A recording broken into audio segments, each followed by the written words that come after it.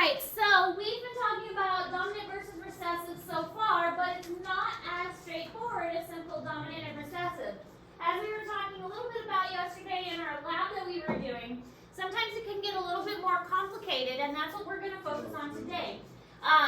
It's not just dominant versus recessive. Sometimes we can go incomplete dominant, codominant, epistasis, and pleiopatry. And those are the ones we're going to focus on today. So, codominant and incomplete dominant are a little bit more complicated, but simple dominant and recessive are the ones we focused on so far. Yesterday in our lab, we talked a little bit about codominance with blood types, and that's what blood types are. Now, we do have recessive, which is the O blood type. O blood type is just recessive, so you have to have two O's in order to have a recessive blood type, just OO. That's the only way you can have O blood. So I am O blood, which means I had to get an O allele from both of my parents. That's the only way I could have O blood. And that means that I passed on the O allele to my children. That's the only thing I could pass on. All of my children have an O allele. So all of my children are carrying a recessive allele, and they all have a dominant A allele from my husband. But the B allele is also dominant. So if they get a B allele from somebody, or if they get an A allele, the A and the B are equally dominant. So they are equally shared together. So we're going to talk about each of these cases, incomplete dominant, codominance, epistasis, and pleiopatry, because they are all like exceptions to the rule.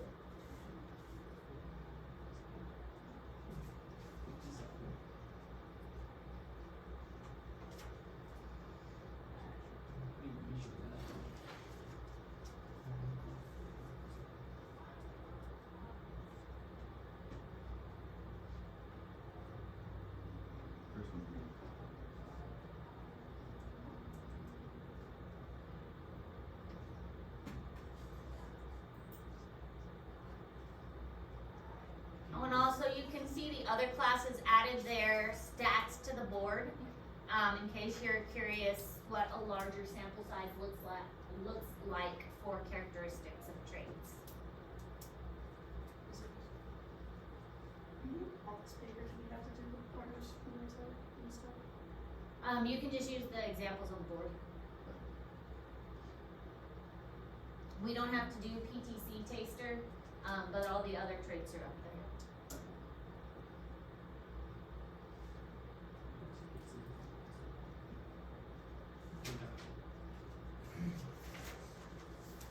Okay, so first we have incomplete dominance. Incomplete dominant is one allele is not fully dominant over the other. Really, the best way to visualize this is to think of colors of flowers. If you have a red flower and a white flower and you combine them together, an example of incomplete dominance is a red flower and a white flower make a pink flower. So they are a mix of the two parents.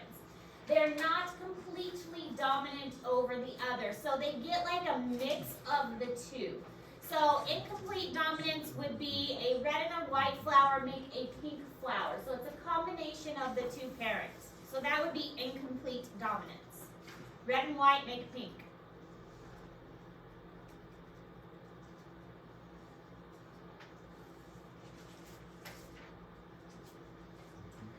So as our genetic problems get harder, you might run into some genetic problems that talk about codominance or incomplete dominance. So make sure you're reading your genetic problems carefully.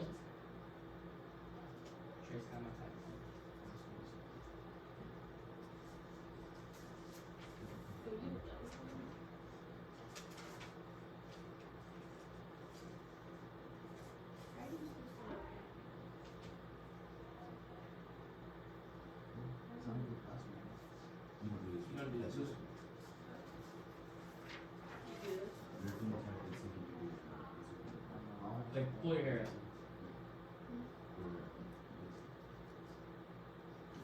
Yes.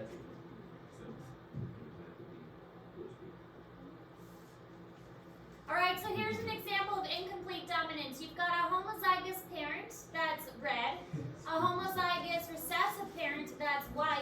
combine them together, you get a heterozygous offspring that's pink.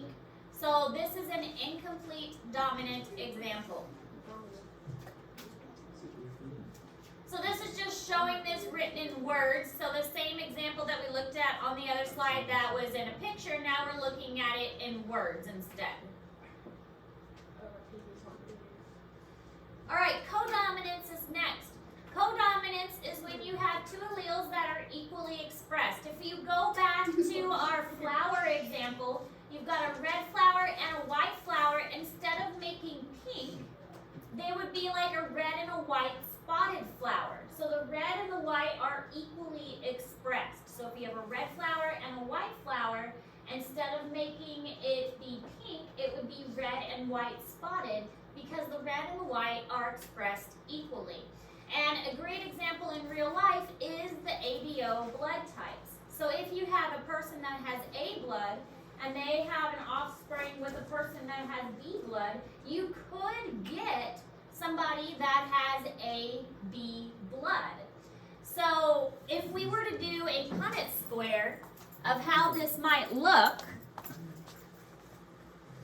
we could get a really weird example. If we had somebody who had AO blood and they had somebody else that had BO blood,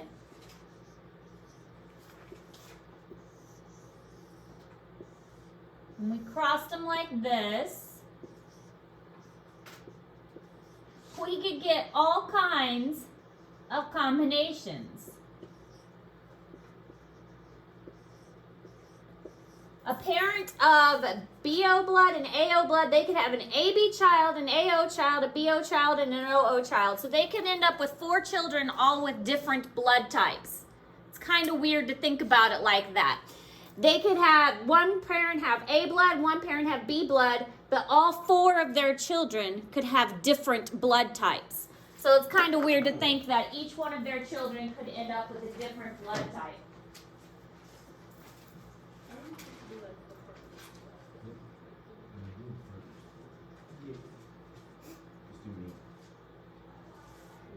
Or just do the opposite view. Or you can just use the examples on the board. Yeah. Because we left the examples up on the board.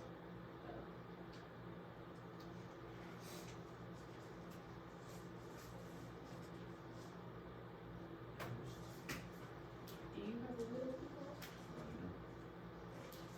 Maybe I'll show us my pinky, like it's see it right now. Just pick up. Alright, so this is just looking at the ABO blood type and how O is recessive no matter what. But if you have an A and a B that get together, the A and the B are expressed equally, so they are considered codominant together. The O is recessive, but the A and the B are codominant. Again, looking at it together, you can have A blood, which is AA or AO. AB, codominant. You can have BB or BO, or OO is recessive. The only way you can get O blood is if you have the OO for recessive.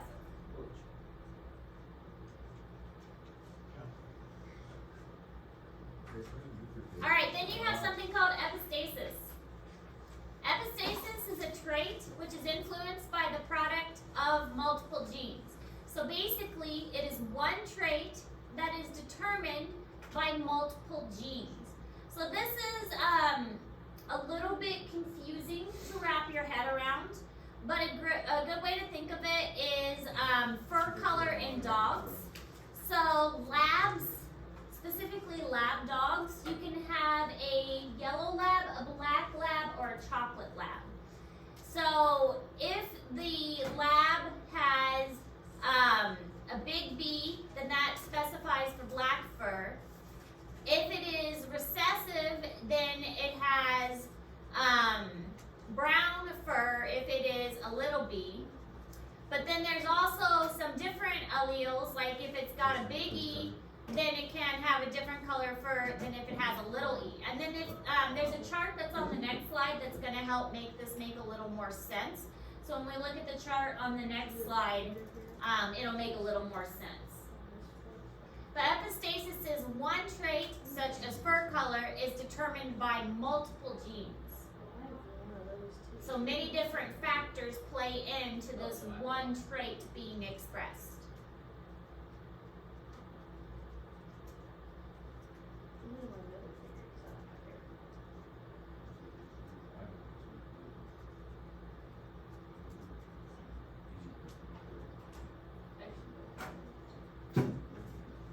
Seriously, I'm covered.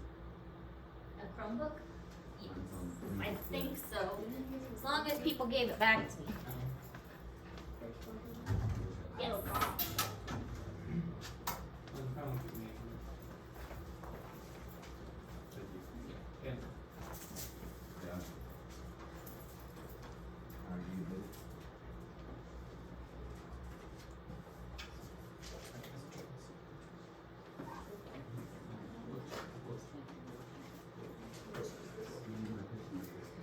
Alright, so here we can see the different color of lab fur. We've got a brown, a chocolate, and a yellow lab. Sorry, a black, a chocolate, and a yellow lab. And there's a pretty good chart right here that shows the expression of it. So it's actually a dihybrid cross. And in order to get a black lab, you have to have a big E and a big B. That's the only way you can get a black lab. It has to have both a big E and a big B. To get a chocolate lab, you have to have a big E and 2 little B's. That's the only way you can get a chocolate lab, is if you have a big E and 2 little B's. The only way you can get a yellow lab is 2 little E's. So it's a combination of traits in order to get the color of the fur. So one trait, which is the fur, is being affected by multiple genes. So that's what epistasis is. One trait, which is the fur color, is being affected by multiple genes. That's what epistasis is. And so the fur of the dog is being affected by multiple traits. Does that make sense? Yeah? Yeah. Okay. Here's another example, epistasis. In this case, it's the comb of roosters. And so to get, this is called like a walnut. You have to have a big R and a big P. Any combination of big R and big P will give you this shape. Any combination of big R and little p will give you this rose shape.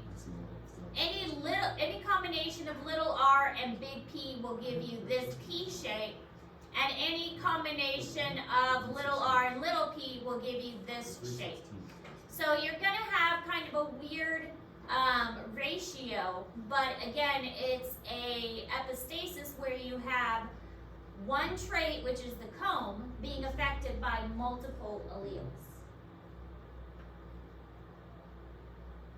Alright, then the last one we're going to talk about is pleiopatry. Pleiopatry is kind of like the reverse of epistasis, where you have multiple traits affected by one gene.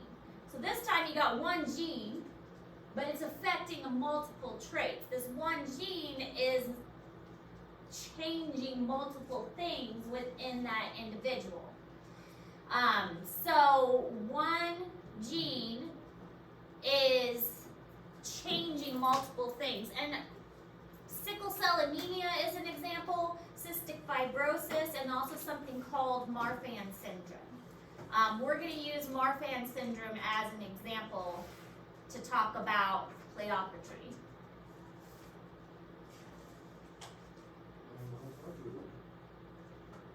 Usually this is genetic disorders that this is affecting. Because one thing that gets messed up in a genetic disorder is going to affect multiple objects.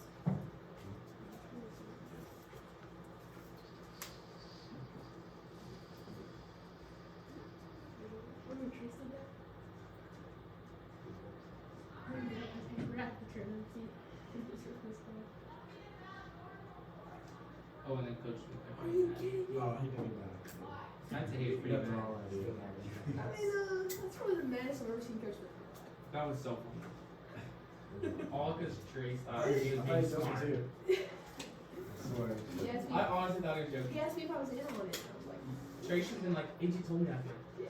Oh, that's so sweet.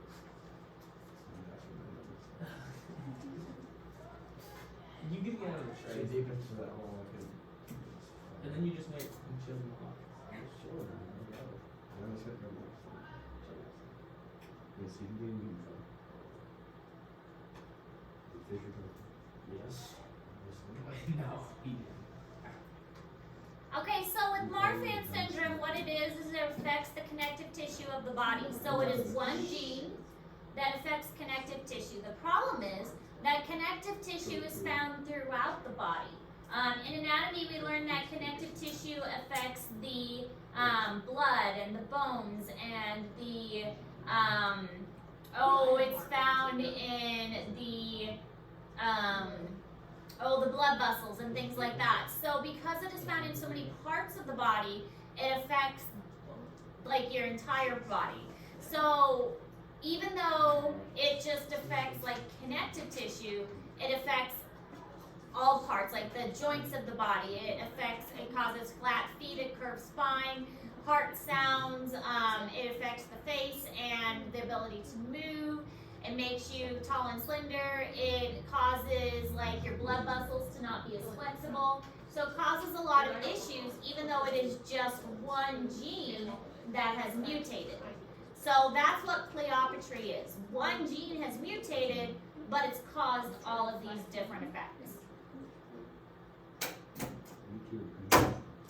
Now, there's also the effect that the environment can influence genotype. So there are some genes that can turn on and off depending on the environment. So this is why animals can have winter coats versus summer coats. So here's an example of a butterfly that looks different in the fall versus the summer. So environmental cues can change what an animal appears like. If you've ever seen a snowshoe hare, the snowshoe hare appears white in winter to camouflage with the snow, and it's going to appear kind of a brownish color in the summer to camouflage with the surrounding white grasses and things. So there is a lot of variation in appearances and physical phenotype depending on seasons. So environment does have an impact on the phenotype, and that has an impact on the genes that are being expressed too.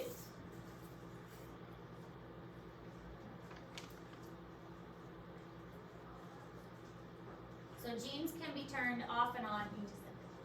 Genes can be turned off and on based on environmental cues.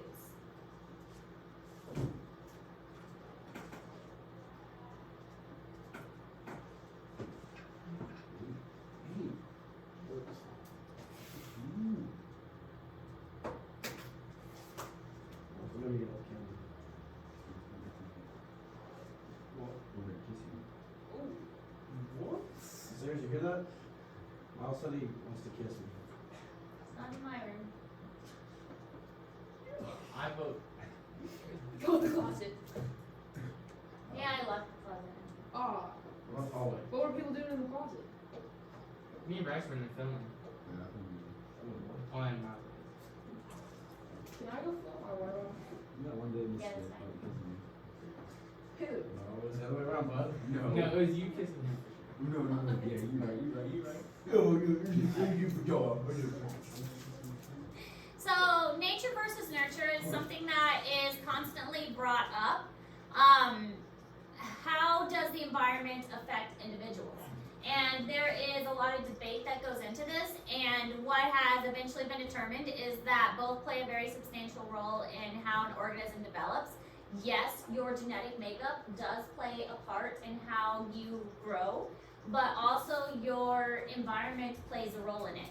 I think we've mentioned this before, that if you had identical twins, if you had clones, and you separated them at birth, and you raised one in a condition condition where they had everything they could ask for, and you gave them healthy foods, and you took them to the doctor whenever they were sick, and provided them with good dental and medical care, and you put the other one in like a third world country where they didn't have clean water and they never went to school, then obviously one of them's going to grow healthier and have better living conditions, and the other one's not going to grow very well. So environment does play a good role in how organisms develop. So both of them do play a substantial role in the development of an organism. So there is a lot to say about genetics, but there's also a lot to say about the environment that the organism grows in. It's not just the genetics, it's not just the environment, it's a combination of both.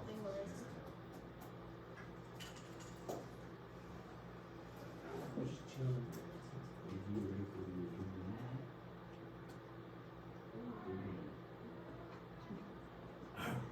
Thanks, bro.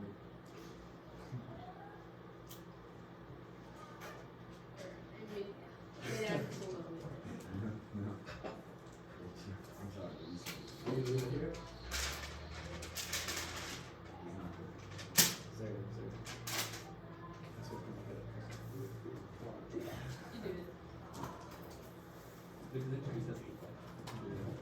So sometimes the environment can trigger cues to allow animals to adapt. And here's some examples of this. So you can see color variation changes, and we're going to go over these in a little more detail. The first is a water flea called Daphnia, and in that first picture it changes color. In the second one you can see the snowshoe hare changing color, and then the last picture is a plant that grows taller depending on what part of the mountain it's actually found on. So this was a funny experiment that's also kind of sad. Basically what it is this first picture is a rabbit that the parts of its body that are naturally colder, such as the ears, the nose, the toes, and the tail, like those are just naturally colder parts of the body. There's a gene that is triggered by it being colder that makes the fur black. So the scientists were like, well, let's see if we can trick the body into growing black fur somewhere else. So they shaved off the square of his back, and if you are in second lunch and you are JV basketball player, you need a meal tonight, please make sure you sign up in the sign-up sheet in the office before the end of your lunch hour. And will the following students please report to the office? Austin Starbuck, Liz Colson, Haley Fike, and Kate Timrick. So they shaved off a square of fur on its back, and they put an ice pack on his back. And they were like, let's see if we can trick his genes to change this to black fur. And sure enough, because they kept it cold all the time, when the fur grew back, it grew back in a black color, because they had activated that particular gene thinking that it was cold. So he has a black patch of fur on his back now because they triggered that gene that was activated by a cold temperature. So they figured out that they can turn those genes on and off by changing the temperature that was around those genes. So they can make it grow black fur by turning those genes on by changing the temperature. They did a similar experiment with these plants. This is called yarrow, and at lower elevations and higher elevations the plant grew really tall, but in the middle of the mountain the plant was very short. And it just seemed that those plants had better survival rates for those different temperature heights at those different elevations. Then another example was this type of water flea, which is called Daphnia. In the presence of predators, Daphnia actually grew this very sharp, pointy thing so that it could fight off predators. But when no predators were around, it did not have a sharp, pointy part. So it only grew a sharp, pointy part when predators were around, and it didn't have a sharp, pointy part when predators were not around. So there were environmental factors that triggered development of other parts of the organism that allowed these genes to become active when otherwise they would have been dormant. So many traits show what's called a continuous range of variation, which is represented by a bell curve. So that means that the average is going to be the highest, and the extremes, like either really high or really low, are going to be the lesser, and so we get this nice bell curve shape.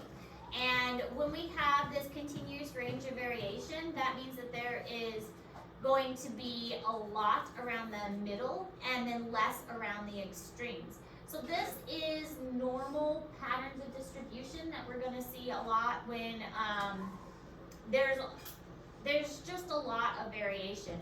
A really good example of this is how tall people are. If we were to put everybody in Harrisburg High School and arrange them by how tall they were, we would get a bell curve pattern like this. Because there's just a wide range of how tall people are, and people just naturally fall into this bell curve. There's going to be some people that are really tall, there's going to be some people that are really short, but there's going to be a lot of people that are right in that middle. Not tall, actually. Just average. I'm pretty sure. Your average. So, yeah. 5 to 10 is not average. No, average is up to like 5'7". Yeah, it's like 5'8", Pretty sure. because we're getting shorter. For a grown man, 5'8's kind of rough. Average varsity. I feel But like average varsity. I feel like we have like the tallest. 5'9". We have to have like the tallest school ever. For boys, me and Bryce were. No way you're thinking it's gonna be higher than 5'10" as an average. I think our average is probably 5'10". Yes. I think it's right at 5'10". There's no way. You it's already not. just said 5'8". 2 seconds ago you said. I think our average is 5. No, For yeah, everyone in the school, probably. I think our school Oh, average is guys. 5'10". For all the guys, it's probably 5'10". You just said 5'8". There's. Chase, you realize 4 boys that are 5'7", and then 4 boys that are 6'3", that equals out to like 5'10", 5'11". That's not 5'8". I never said 5'8". You did. No. I said 5'8" for the whole school. Oh, including no. girls. No, the 5'8's like the world average. Yeah. Forgot. Yeah. Correct. Yeah.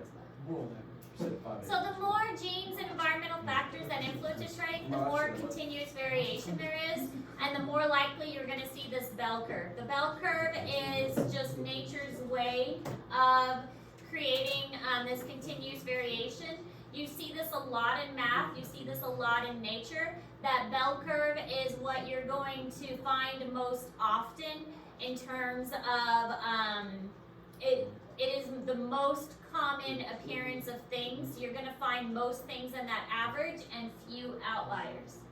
It's the most common form of variation that there is.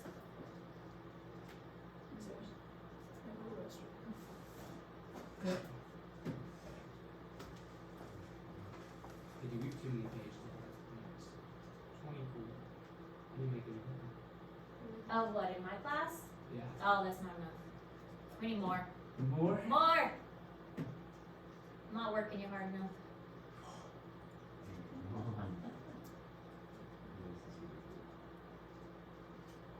That means, well, I guess this isn't from the like first quarter though, or this isn't from the first quarter. It's from like what, second quarter to now. Well, we made like 4 different ones because people kept leaving and going back. Where's my kid? What are you gonna do? It's probably smart. Think of all the knowledge contained within that. I'm being honest. There's also a newspaper in here that says Farmer and Grindstaff got arrested. That was one of the days I was gone, and that's what they did.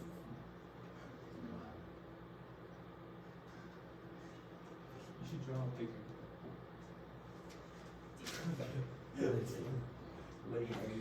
So this shows how the continuous variation works with human height. As I was explaining, like if you actually sat everybody down with how tall they were, you can see how the chart works. And this one, they actually did it. They made a graph of humans in their height. And they did it kind of like on a bleacher, so you can see the variation. So here you can see a lot of people that are of that average height. And they made pretty much almost exactly a bell curve. some really short people, some really tall people, but most of them fall in that average range. How tall is 70 inches? Isn't that like 5'10"? It might be centimeters. No. 70 centimeters No. is really short. Yeah, that would be inches. It'd Okay. be 70 inches. 5'8". It'd be five. Yeah. It'd 60 be inches. 5'10". Yeah, it'd be fine. 60 inches is 5 foot, so like Yeah. 10 inches. You're thinking 40. Hey, I'm way above the national average. Well, this is just one That's just a random one school. class. Hey, One I'm or two 16. classes.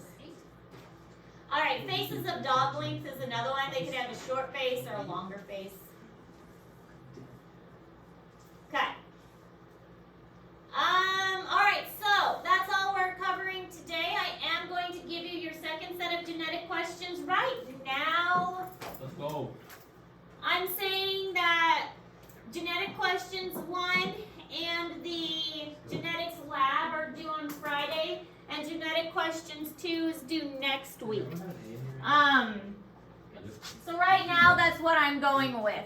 So we have genetic questions 1 and the lab due this week, and genetic questions 2 due next week, and I am going to pass that out on paper because I still want you to work it out on paper.